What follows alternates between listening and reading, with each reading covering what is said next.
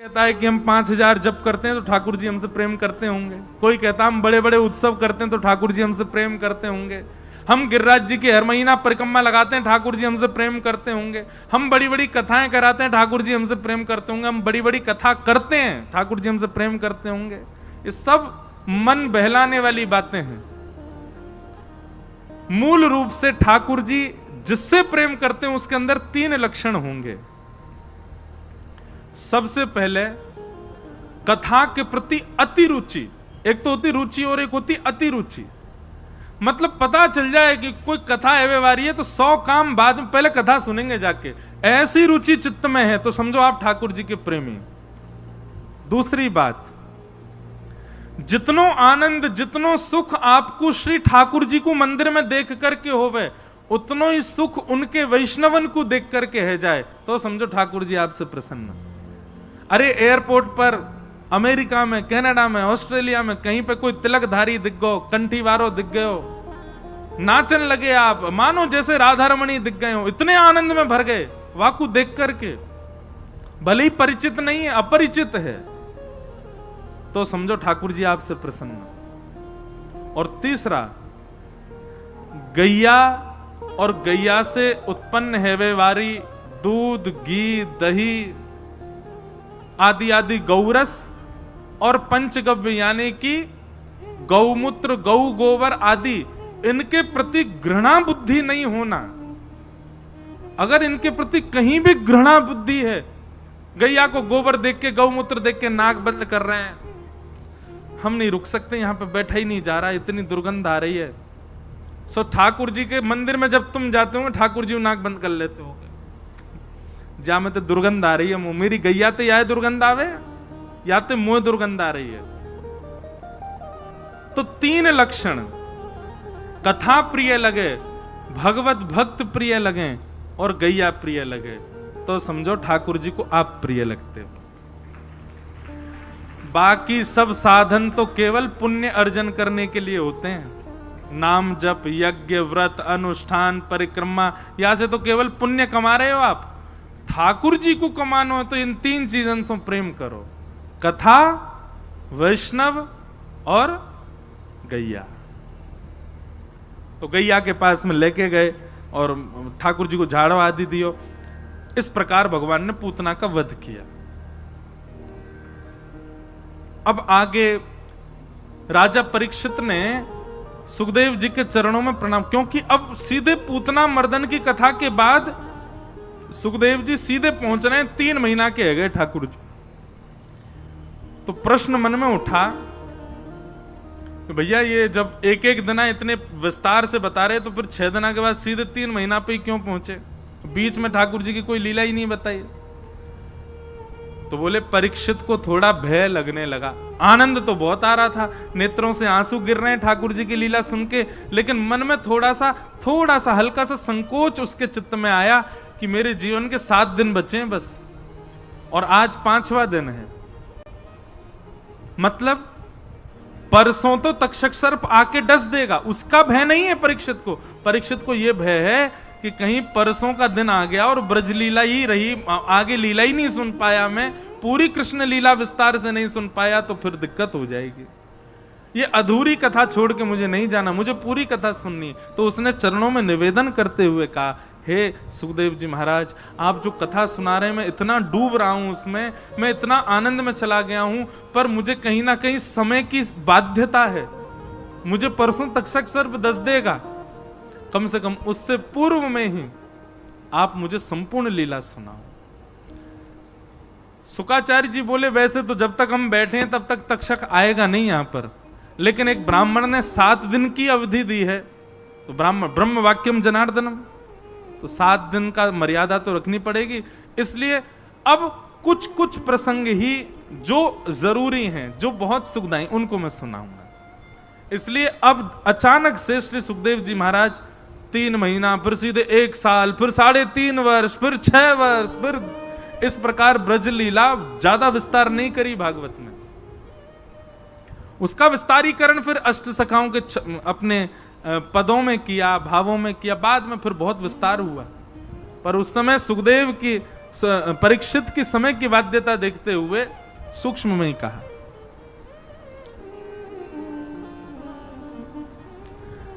ठाकुर जी 3 महीना के है गए, और जैसे ही लाल जी 3 महीना के भये हैं, 3 महीना के ठाकुर जी ने आज पहली बार करवट बदली, और करवट बदलते ही महाराज करवट उत्सव हुआ। पूरे ब्रजमंडल में हल्ला मच गया, अरे बधाई हो बधाई हो। काय बात की बधाई? बोलो नंद के लाला ने आज करवट बदली है, करवट लेनो सीख गयो लाला। अब सब ब्रजवासियों को यह सुख लग रहा है, अभी तो करवट लेनो सीखो, एक अजुदना में बैठनो सीखेगो, फिर चलनो सीखेगो, फिर हमारे घर आए करेगो, हमारी गोद में बैठे करेगो, हम ते काका बोलेगो, हम ते चाची बोलेगो, हम ते भाभी बोलेगो। सब लोग उस उत्साह में उत्सव मना रहे हैं। पूरे ब्रजमंडल में उत्सव मनन लगो। ठाकुर जी एक बैलगाड़ी के नीचे सुबा दिए मैया ने। लो महाराज 7 तो बजे ही गए, आज गोवर्धन उत्सव होना, हमें तो लगे आज कथा ज्यादा लंबी जाएगी। कोई नहीं, आप सब लोग ध्यान पूर्वक सुनियो, आनंद से सुनो, कोई दिक्कत तो ना है ना। जिनको जानो हो अगले पद में चले जाओ, हम कोई भजन गाएंगे तब चले जाएंगे, हम तो कथा आज आराम से करेंगे। लाल जी इतने 56 भोग सजे बढ़िया सब पाके जाएंगे। भगवान को एक बैलगाड़ी के नीचे सुवाए दियो, तभी सक्टासुर आ गयो। भगवान ने एक पाम लंबो करके सक्टासुर को वध कर दियो। सकट भंजन लीला सुनाई गई।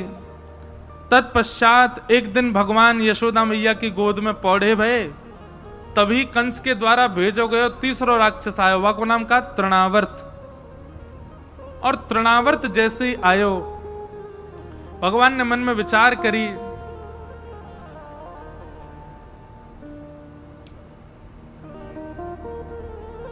शिव गुरु जी आए पीछे से लेके, इधर देखो, यहां देखो। बोलो वृंदावन बिहारी लाल की जय। तो तृणावर्त नाम का दैत्य आया, भगवान मैया की गोद में पौड़े भये। ठाकुर जी ने मन में विचार करी, ये बवंडर के रूप में तृणावर्त आयो है, हमको उड़ा के ले जाएगो, और कहीं हमारे संग यशोदा मैया को ले गए हो तो या को मार नहीं पाएंगे। तृणावर्त के आवे के सूचना जैसी ठाकुर जी को पता चली, भगवान ने दूध पीते पीते अपनो इतनो वजन बढ़ा लियो, यशोदा मैया के पामन में भार लगन लगो। मैया बोली, मुझे लगे लाला ने आज ज्यादा दूध पी लियो दिखे हैं, इतनो भारी है गयो। सो यशोदा मैया ने आंगन में पलना में ठाकुर जी पड़ा दिए, स्वयं भीतर चली गई। ठाकुर जी बोले जे ठीक है। इतने में तृणावर्त आयो, और महाराज जैसे ही उठा करके ठाकुर जी को आकाश में ले गए। भगवान ने आकाश में जाते तृणावर्त को गरो पकड़ो और पकड़ करके नीचे पटक दियो, और तृणावर्त को वध है गयो। सब ब्रजवासी दौड़े दौड़े गए, अरे लाला हवा उड़ा के ले गो, हवा उड़ा के ले गो। उसको हवा बोलते हैं आज भी। अरे नेक्स्ट से लाला को हवा उड़ा के ले गो। सब पीछे पीछे दौड़े, थोड़ी दूर जाकर के देखा तृणावर्त शांत, ठाकुर जी एक शिला पर अब बैठनो सीख गए। नेक्स्ट जैसे बैठे भये और मंद मंद मुस्कुरा रहे हैं। यशोदा मैया ने जाके हृदय से लगायो, कहीं लाला को लगी तो नहीं, सब सुरक्षित। सब ब्रजवासी जब भी कोई राक्षस मरता है तो पता क्या सोचते हैं? बोले भैया हमारे ब्रज की इतनी निष्ठा, हमारे ब्रज की इतनी महिमा है, ये राक्षस आमे तो हैं या ब्रज में कछु ना कछु उत्पात करवे, पर या ब्रज की सीमा में इतनी महिमा है कि या में भजन करवे वारो ही रह सके, और इन सबन के भजन ना है या हमारे ये ब्रज में आते ही मर जामे। कोई ये ना सोच रहा हो कि ठाकुर जी मार रहे हैं उन्हें, सब यूं सोच रहे हैं ब्रज में कोई प्रवेश ही ना कर सके बिना भजन के। अरे यहां तृणावर्त के वध में लिखा भी है कि सब ब्रजवासी कह रहे हैं, बोले अपने पाप ते मर गो, हमारे ब्रज में पापी रह ही ना सके, टिक ही ना सके। पूतना ही मर गई, सक्टासुर आयो मर गयो, तृणावर्त आयो जो मर गो। किसी के भी मन में ये नहीं आ रहा है कि नेक्सो सो लाला ही मार रहा है। एक जगह वर्णन भी आता है कि जब भगवान ने सक्टासुर को मारा तो मैया ने पूछी, इतनी बड़ी बैलगाड़ी कैसे गिर गई? तो एक ब्रजवासी बोलो मैया मैं बताऊं? बोले हाँ। मैया तेरो नेक्सो सो लाला है ना, जाने अपनो पाम इतनो लंबो कियो, ऐसे करके मैया जाने बैलगाड़ी मारी, सुई बैलगाड़ी पलट गई। अप्रेमयम बलम तस्य बालकस्य न ते विदु। मैया वह बालक को अपने पास बुलावे, एक रेपटो दियो। अरे झूठ बोले, तेरी मैया की उम्र की मोते आनंद ले रहा है, मेरो 3 महीना को लाला जाने इतनो लंबो पाम कियो अपनो। वो बालक बोलो मैया तेरी सौगंध खा के कह रहा हूं, मैंने अपनी आंखन ते देखी याने इतनो लंबो पाम कियो। मैया ने पकड़ के दूसरा रेपटो दियो, भाग जाए यहां तो दिखियो मत, सौगंध और खा रहा हूं मेरी, मेरो लाला नेक्सो सो इतनी बड़ी बैलगाड़ी गिरा सके। ठाकुर जी मन ही मन मुस्कुरा रहे हैं कि इन ब्रजवासियों को किंचित ये भाव ही नहीं आता कि मैं कर रहा हूं। आहा, यही तो प्रेम है। मैं कहा करता हूं कि प्रेमी व्यक्ति को प्रेम जब होता है ना, तो प्रेम में कभी प्रभुता का दर्शन नहीं होता, प्रेम में किसी के ईश्वरत्व का दर्शन नहीं होता। प्रेम में कितना भी योग्य व्यक्ति क्यों ना हो, उसकी योग्यताएं नहीं दिखती हैं, वो सामान्य ही लगता है। और जहां योग्यताएं दिखती हो, जहां श्रेष्ठताएं दिखती हो, तो समझ जाओ कि वहां प्रेम नहीं है, आकर्षण है।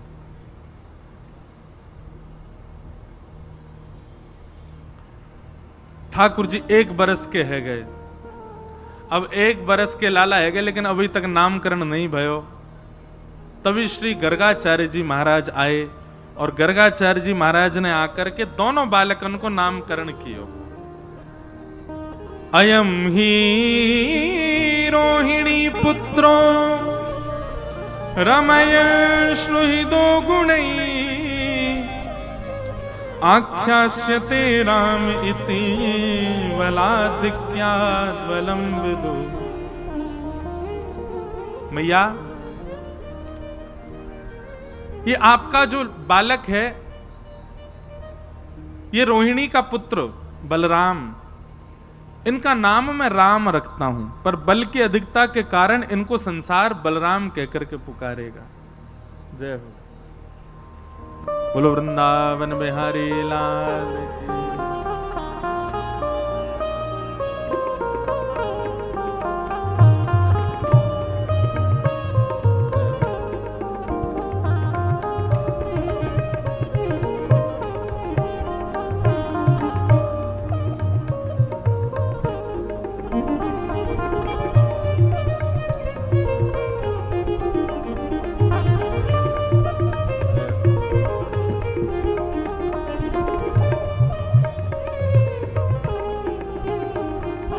परम सौभाग्य है। परसों कथा में पूज्य पिताजी महाराज आए, हमारे दीक्षा गुरुदेव, जिनसे हमको दीक्षा मिली, और आज हमारे शिक्षा गुरुदेव पधारे हैं, जिन्होंने बालक की उंगली पकड़ करके हमको व्यासपीठ पर जिन्होंने बैठाया, वो पधारे हैं। ऐसे परम पूजनीय प्रातः स्मरणीय श्री शिव प्रसाद उपाध्याय गुरु जी आए हैं। क्योंकि ब्रज की कथा है, ब्रज में जब भी अवसर होता है रहने का, तो गुरु जी से प्रार्थना रहती है कि गुरु जी आप नित्य पढ़ाओ। हम कथा करने आते, उससे पहले गुरु जी पढ़ाने ही आते हैं, रोज पढ़ाते हैं, कुछ ना कुछ नए नए विषय चिंतन होते रहते हैं। तो आज गुरु जी से प्रार्थना की कि आप पधारें, तो आज अभी विद्यालय से ही आ रहे हैं सीधे, क्योंकि नित्य विद्यालय होते हैं, सब बालक पढ़ते हैं वृंदावन में। ऐसे हमारे गुरुदेव पधारे। आप सब श्रोता मथुरावासीन की ओर से गुरुदेव को बारंबार प्रणाम। तो बलराम जी का नामकरण संस्कार हुआ। गर्गाचार्य जी ने बताया, बोले मैया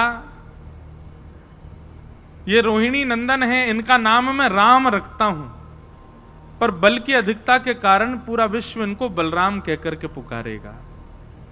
इनके और भी कई नाम होंगे, संकर्षण आदि, और अब आए छोटे लाला की बारी।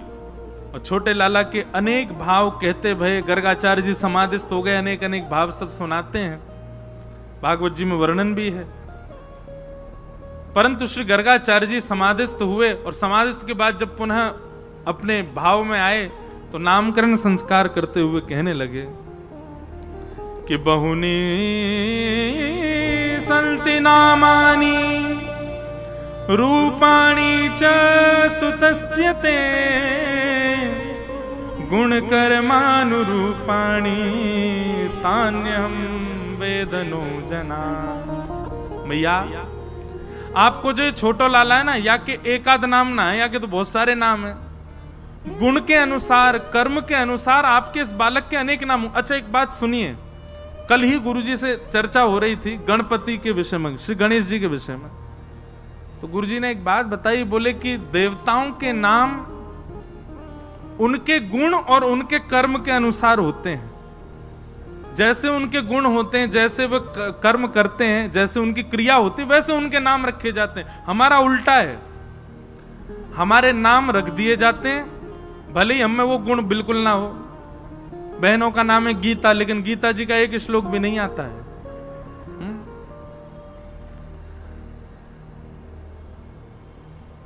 किसी का नाम है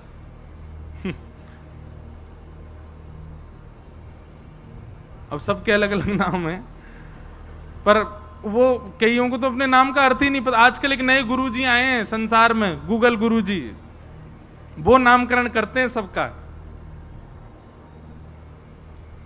टॉप 10 नेम फॉर बॉयज, अक्षर क्या है, टी, वो बता दे वो ये नाम धरो। ऐसा नहीं, हमारे यहां नामकरण हो जाता है, भले ही वो नाम के अनुसार गुण भीतर आवे चाहे नहीं आवे। हमारे साथ बहुत बढ़िया हो, हमारा नामकरण हुआ, गुण तो नहीं आया पर सेवा जरूर आ गई है। गुरुजी हमारे पिताजी ने हमारा नाम का रखो इंद्रेश, इंद्रश्य ईशः, जो इंद्र के भी ईश्वर हैं। इंद्र के ईश्वर कौन है? जब ठाकुर जी ने गिरिराज जी धारण किए, 7 दिना 7 रात्रि पर्यंत गिरिराज जी धारण करके रखे, 7 दिना में ही महाराज इंद्र को चौकड़ी याद आ गई अपनी, तुरंत चरणन में आयो, पिता गुरुस्तम जगताम अधीशो, आप ही मेरे पिता हो, आप ही मेरे गुरु हो। वही समय ठाकुर जी को नाम पड़ गया इंद्रेश। तो हम इंद्रेश तो नहीं बने, पर वही गिरधर गोपाल सेवा में आ गए, ठाकुर जी सेवा करा रहे हैं। तो भले ही गुण कर्म नहीं आए, गुण नहीं आए हो, लेकिन कर्म तो आ गए और नाम के अनुसार। ऐसे ही अपने नाम ढूंढो आज सबरे। अगर कोई को नाम गीता है तो 700 श्लोक याद करने ही पड़ेंगे वाकई। अगर किसी का नाम राम है तो उसको पतिव्रता होना चाहिए, उसको पत्नी व्रत धारण करना चाहिए। अगर कोई को नाम कृष्ण है तो या को मतलब ये नहीं 16,000 ब्याह कर ले। अगर नाम कृष्ण है तो ज्ञान धारण करे। अगर नाम कृष्ण है तो सबका हितैषी बने, सबका प्रिय बने। अपने नाम के अनुसार, नाम सागर है तो सागर के समान धीर बने, गंभीर बने, चंचलता अपने चित्त से त्याग करे। नाम प्रेम है तो प्रेम ही दिखे, प्रेम में ही रहे। नाम दीपक है तो प्रज्वलित करे, जो आए उसको प्रकाशित करे।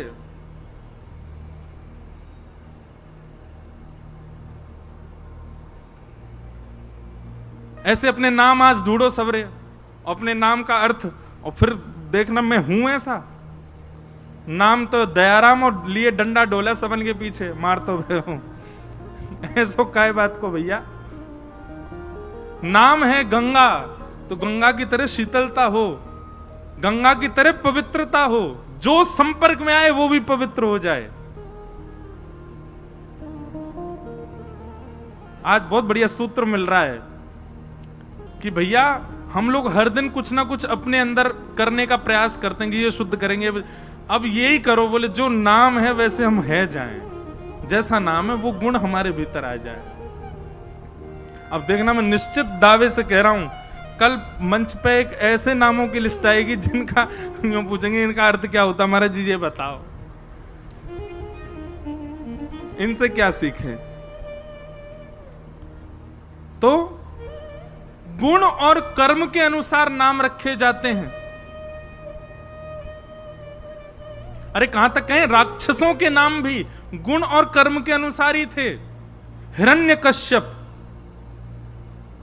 जो स्वर्ण की तकिया, कश्यप कहते हैं तकिया लगा के सोता हो, हिरण्यकश्यप।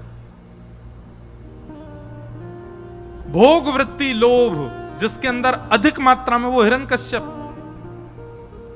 और संग्रह वृत्ति लोभ, इकट्ठा करने वाला लोभ जिसके अंदर हो, उसका नाम हिरण्याक्ष। उसकी आंखों में ही हिरण्य मतलब सोना ही सोना दिखता है उसको।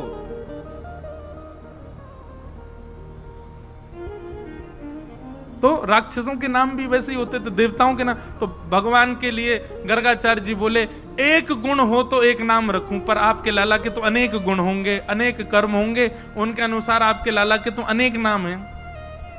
मैया बोली, बाबा ऐसा मत करो, एक ही नाम बताए दो, मैं अपने लाला को कैसे पुकारे करूंगी।